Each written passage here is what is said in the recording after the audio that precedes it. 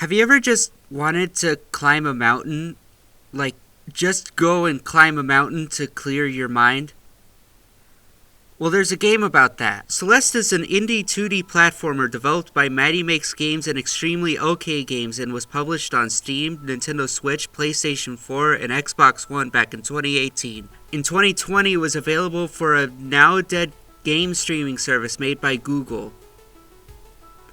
I didn't know that. The game follows a troubled woman looking to climb Mount Celeste in order to clear her mind. Okay, really just to climb the mountain, but also that. She's also Canadian. The game has received widespread acclaim for its narrative and gameplay. And let me tell you now, I think this acclaim is deserved. The game is simply amazing. It is a very challenging game to play. I think this game also deserves the title of Thumb Destroyer. Anyway, let's just get into Celeste, one of the most beloved platformers in existence, and one I really like.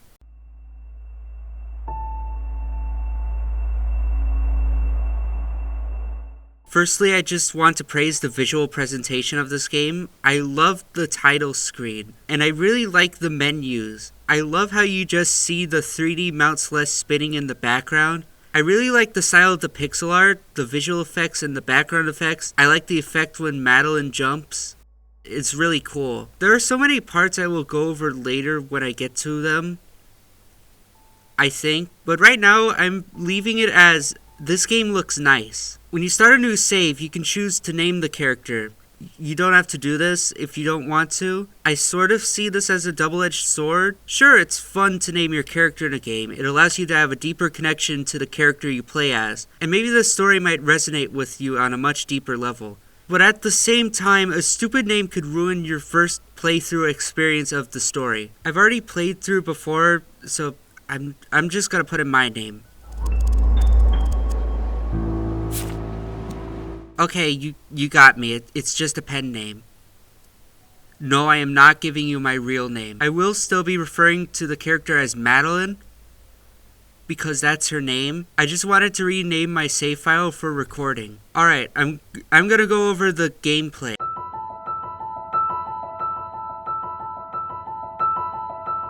The controls are pretty easy to learn, but can be pretty hard to master. You can move with either the D-pad or the left stick. In this case, you can go with whatever is comfortable for you. I mainly use the D-pad for my playthrough. You can jump with the cross button.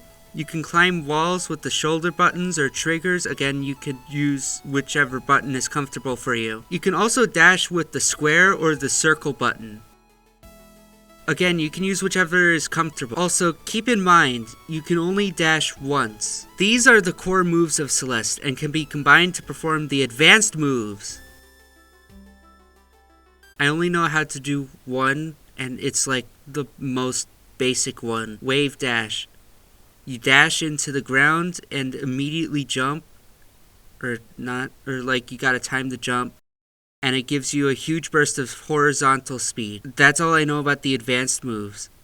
With the controls out of the way, the platforming is really difficult, but in a fun way. Each chapter of the game has you going through multiple platforming challenges to reach the end. Sometimes the platforming challenge is related to a strawberry found somewhere in the chapter. Strawberries are one of the main collectibles in this game. You have 3 different types. The standard strawberries, which stand in place until grabbed. Flying strawberries, which fly away the moment you decide to dash. And the seeded strawberries, which require you to collect all 3 seeds of the strawberry without touching the ground. They're not important for progressing, they're really more bragging rights than anything.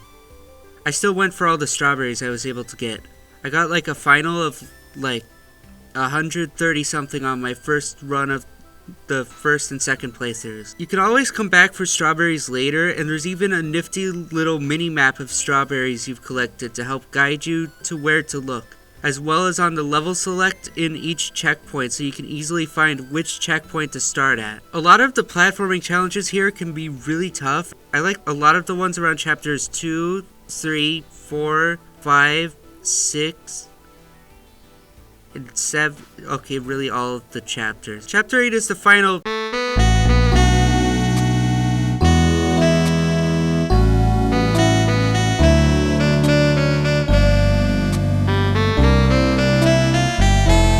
I really like the gimmicks found within these chapters. Each chapter has its own unique gimmick, except 8, which is a mix of all the chapter gimmicks, but I'm getting ahead of myself. My favorite ones have to be the dream blocks, the bubbles, and the feather. I really like how the dream blocks work. You just dash into them and you flow straight to the other side of the block and get your dash regenerated. Just be careful not to run into a wall. There are 2 types of bubbles, red bubbles and blue bubbles. Red bubbles send you flying in whatever direction you pushed, and it goes in that one direction until you run into something or dash out of the bubble. Blue bubbles give you a short boost in whatever direction you push. They don't really go forever, they just give you a boost. The feather takes you flying in whatever direction you push for a set amount of time before you are out of it. You can chain a bunch of these together to keep that timer refreshed. Other ones to note are the moving blocks. The first one needs you to stand on or grab before it moves, which when it moves, it will move fast. This allows you to make bigger jumps horizontally or vertically. Just make sure that you want to do that in the area you're in. The second one works about the same as the first time, except this time it activates every time you dash. The third one moves when you land on or grab it. In this case, it moves until it hits a wall, to which it then destroys itself. It does not move like the other ones, it just moves normally. Some of them you can change the trajectory of if you're on a site that has a switch on it. Oh wait, they're green bubbles. These platforms, they slowly move down when you stand on them. That's just how they work. You could also move them down faster by pressing down. We also have regular moving platforms. They move in a set path. That's it, they move in a set path. Springs! They send you in whatever direction the spring is facing. And if you already used up your dash, then it will refill that. Spikes! They're self-explanatory. Falling blocks. They fall when you stand on or grab them. Crumble blocks. These are platforms that get destroyed upon landing on or grabbing them. And then they respawn. The clouds! I should have put this in my favorites. I'm just saying this now. I also like these. They basically work as a trampoline. You bounce off of them. When you time your jump button pressed correctly, they'll give you a huge boost. Blue clouds you can use infinitely. Pink clouds are single use and then regenerate after some time. You have these lock doors that require you to find keys around the room you're in to unlock said door, or you need to find a single key located in some part of the chapter. I think I'll leave it at that. I don't just want to sit here and list off all the things in this game, although I've probably gone through most of them. Whatever. Shoot, I just realized I didn't go over the other collectibles. Okay, well, the ones I know. One to note are the cassette tapes. These involve you needing to go through a platforming challenge with blocks timed to the rhythm of the music. You have to time your jumps and dashes in order to grab the tape at the end to unlock a harder version of this chapter. These ones are for the B-side. Another one I'm going to mention, Crystal Hearts. These involve you figuring out the way to get the aforementioned collectible through clues given to you from the game. For the specific heart of the chapter, the clues for that heart are usually located within the chapter. Sometimes they're connected.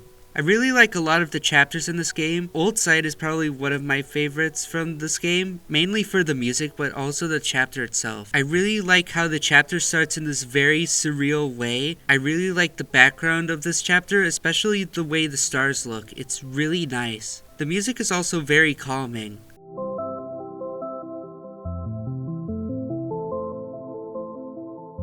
Then the dream blocks activate.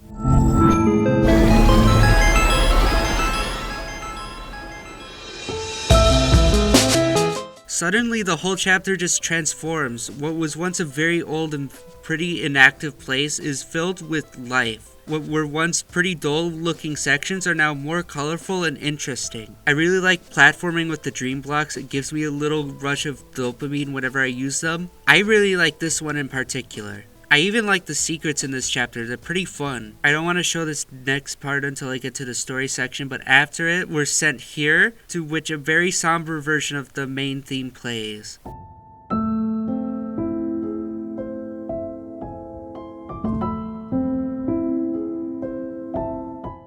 Walking through the old structure now is completely different. I know I didn't really talk much about how the chapter itself plays, but I really love the atmosphere of it. Another chapter I like is, well, the next one. I really like the main loop of this chapter. You're making your way to a new area in this abandoned hotel when you find yourself in a very cluttered room. There's the key you need to progress, so now you have to complete mini challenges in order to declutter the room to then get the key. What I really like about it is that you can play this part in whatever order you want, leading to different areas being more challenging than others on repeat playthroughs. I also like how as you clean up, more instruments are added to the main track of this chapter. Something about this chapter as well are these things, the dust bunnies. They will kill you the moment you touch them. There's also these things that will trigger dust bunnies to appear the moment you move away. I just wanted to mention how I like that the less clutter there is, the more dust bunnies there are. It really adds to the fact that this place has been unkempt since forever. Okay, I'm just sort of going in an order. This will be the last chapter I'd sort of talk about. The main challenge of this chapter is wind. There are very high wind speeds in this chapter at different points. It makes it very scary whenever you make any jumps, because you have the wind pushing you back, and at any point you can just mess up. And I also like the move blocks. They can be pretty fun. I do find this chapter fun. It's a really cool chapter. Okay, I want to gush about the visuals. Again, this game is pretty. That is the simplest I can put it. There are so many cool effects, nice visual details, really cool lighting. I really like the pixel art of this game. It's very simple yet detailed. There are so many beautiful moments in this game. It's very visually stunning. Also the music. I really like the music. This is the dedicated music section. All the tracks in this game evolve along with the chapter progression. They basically add or take away instruments depending on where you are in the area or progression of said area. It's really nice.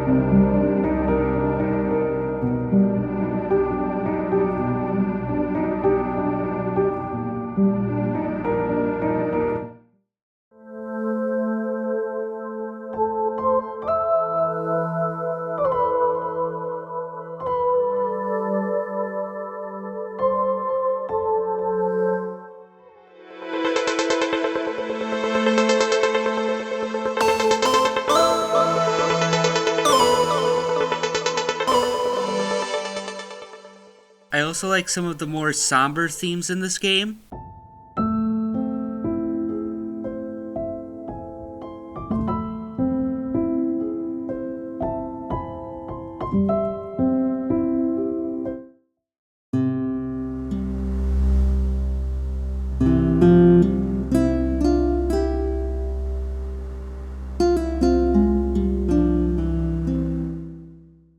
Okay, that last one wasn't really somber, but the point is I really like the music in this game. I'm gonna go over the story now.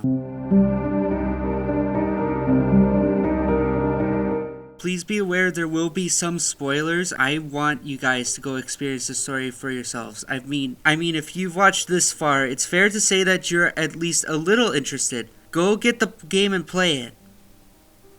Also like and subscribe, and then come back and finish this video. And leave a comment about your favorite part of the game. Okay. I want to give a quick honorable mention to the intro of this game. I really like the intro. I like how it sets up the controls. I really like this part.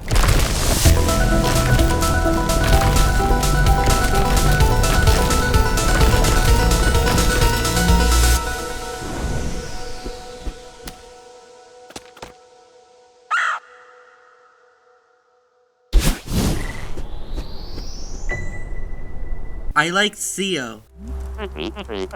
Theo is another person climbing up Mount Celeste for a different reason from Madeline. He's pretty funny. I like his talk sounds.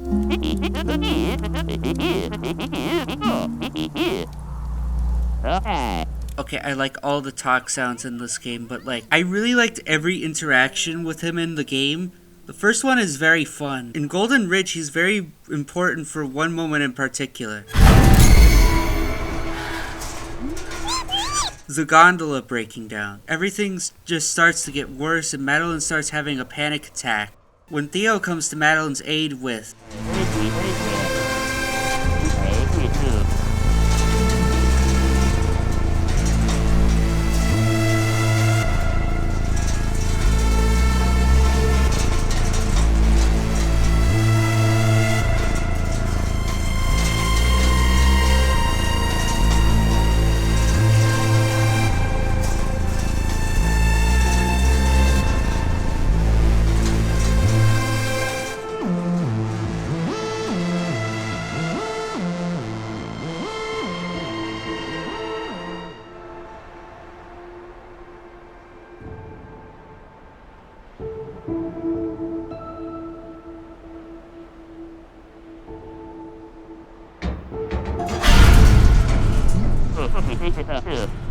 And then the gondola comes back on. Reflection is possibly one of my favorite interactions in the entire game between Madeline and Theo. You are allowed to only go over a few dialogue choices and continue on if you want to, but that means missing out on insights as to who these characters are, why these two are even at the mountain in the first place, and even a fun little selfie at the end with the two, I think. I don't know if it plays out differently. If you only went over the few dialogue choices when you played the game, go back and experience it. The dialogue in this game is really amazing, and this is probably one of the best moments. Another part he's important in is the Mirror Temple. He's in a block of ice for that chapter, but he's still very helpful. He can help block attacks from these things, he's able to go through the crystal spikes, and he can even activate switches.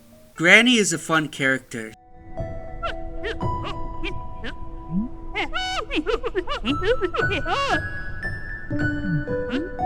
She's wise, a little crazy, and she has a pet crow. She often seems like she's just the old caretaker of the mountain, may have a few screws loose, but she does have some good advice in her appearances. She's also patient with Madeline. She must have some experience as she's seen many come to climb the mountain before. I think she's fun. These next two I'm gonna kinda go over at the same time. Let's go by order. That means we're starting with Madeline.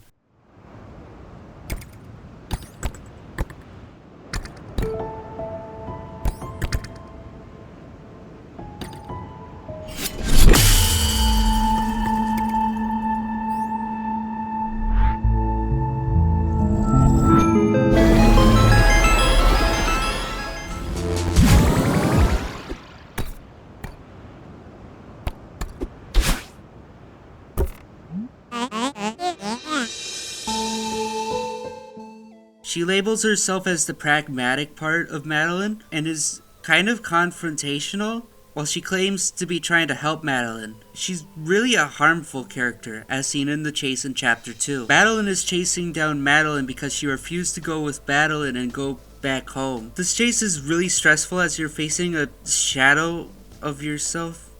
Shadow? What I mean is she copies your every move just a few seconds behind you. You really have to play around with your movements in this part as to not get caught by Madeline and her clones that appear later on. Because if you get caught by one of them, then that means...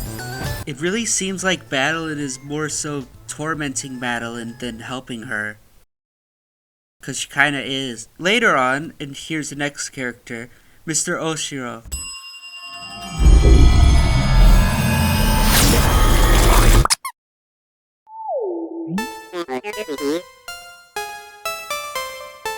He's the owner of the Celestial Resort, which is currently a sort of run down place that looks to have been abandoned. He's also really excited to have someone, well, another person looking to stay here.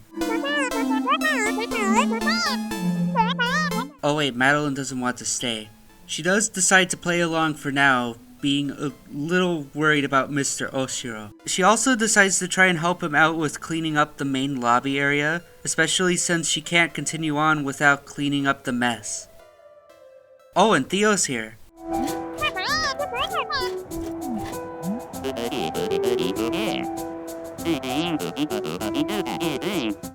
He's escaping through the air vents due to how weird of a place this is, and is also worried that Mr. Oshiro is planning to do something sinister, him being a ghost and all. Madeline decides to stay and try and help Mr. Oshiro, and Theo tells her to stay safe and leaves. Well, Madeline is a little bit peeved to have cleaned up this mess. She is hopeful that Mr. Oshiro will be at least a little happier as soon as they get to the room. Eventually, after a little setback, they reach the room, and Madeline gives her thoughts on the place.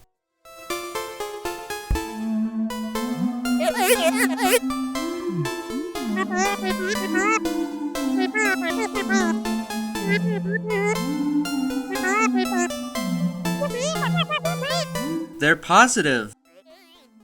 But Madeline is still dead set on leaving, to which Madeline appears in.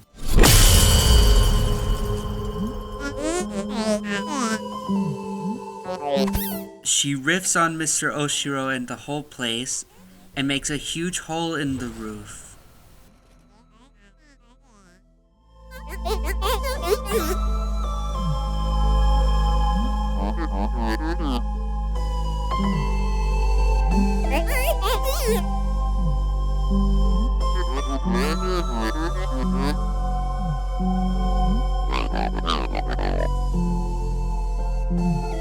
I just feel really bad for him. While Madeline and Madeline are talking on the roof, Mr. Oshiro comes out to ask why Madeline stayed to help out even though she wanted to leave.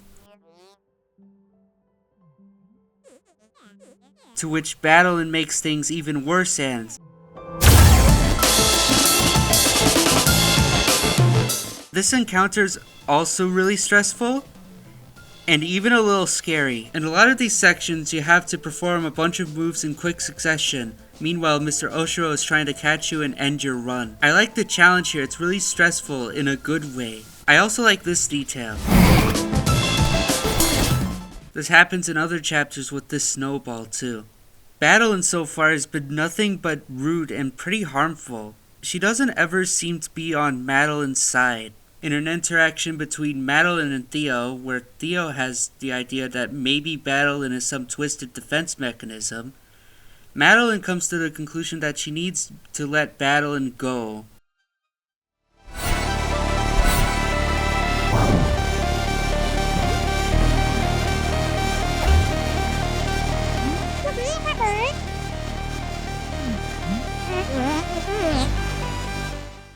Madeline tells Madeline that she has no need for her and that she's going to let her go.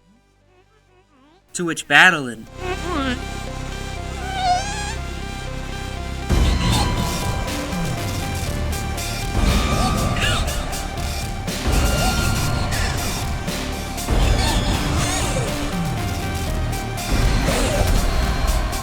Madeline tries to calm herself down.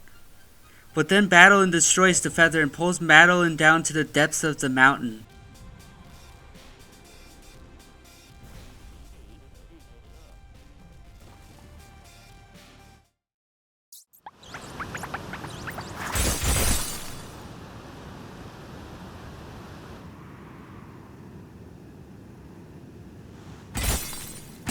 Okay, geez, that's a lot of crystals to be crashing through. Madeline is at her lowest. Figuratively and literally. She's considering leaving the mountain and going home when...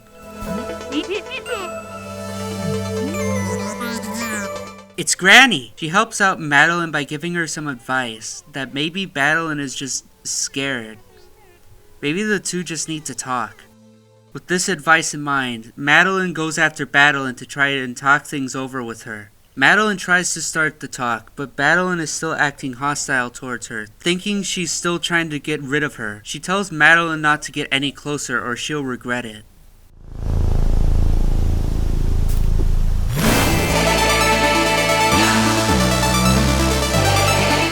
This encounter is probably one of the best in the game. Madeline has to get close enough to Madeline to do anything, And every time she does, she sends Madeline further back and causes blocks to fall down from the whole cave shaking. Eventually, the platforming gets harder and more elements are added. Madeline starts with spear projectiles, then moves to giant lasers, and then multiple projectiles in a row. Eventually, at around halfway through, she starts controlling the falling blocks, making them move on their own. And can I just say, the music is so good!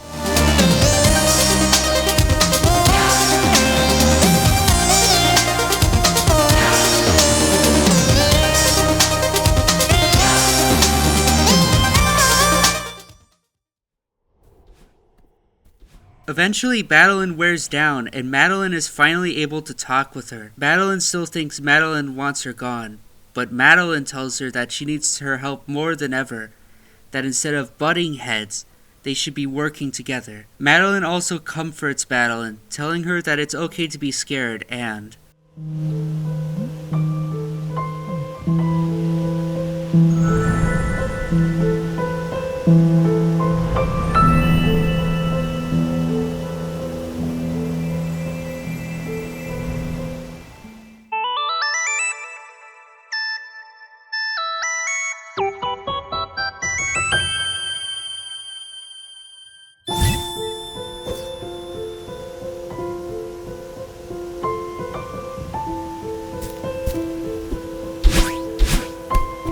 You can now dash twice. I love moments like this in the game, where it just... man. Like, again, there are a lot of beautiful moments in the game, but also story-wise. This is probably one of my favorites. The dialogue, the music, everything. This goes up high on my favorite moments in Celeste. Next to the gravestone at the end of the first chapter.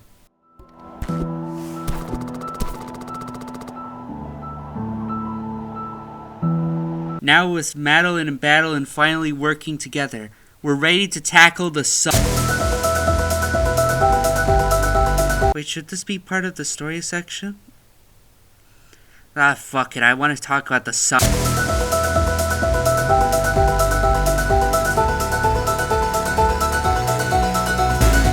Genuinely, probably one of the best chapters in the game.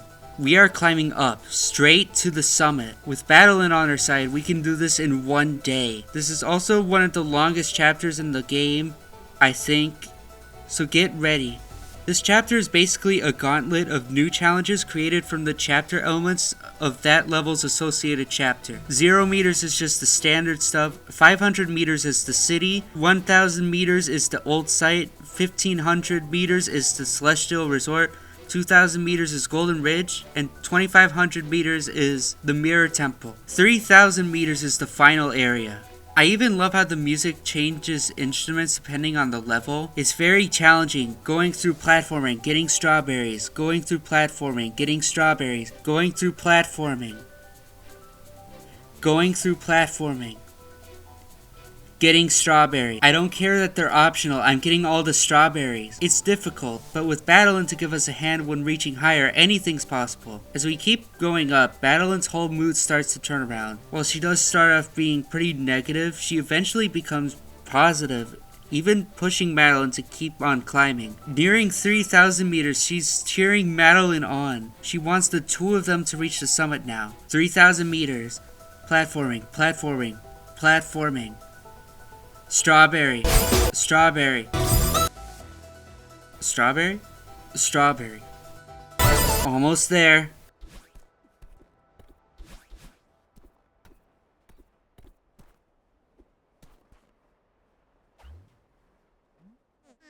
They've reached the summit. The two begin to look back on the journey they went through before Madeline asks, "What now?"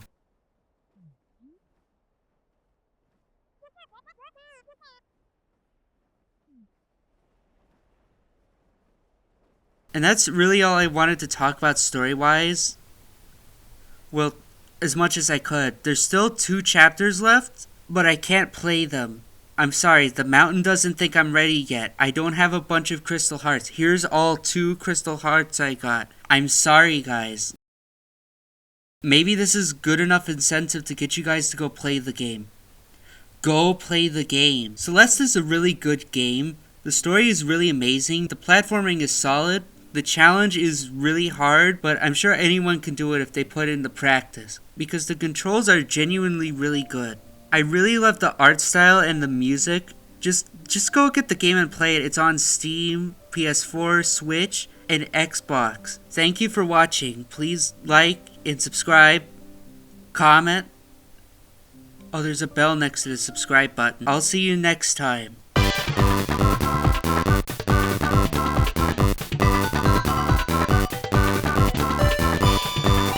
Oh, one more fun fact that I also didn't know. Mount Celeste is real. Like, the one in this game is a fictional version. You won't be running into any, like any mystical things. Like, it's a real mountain. I didn't know that. Well, I guess I suck at geometry, so...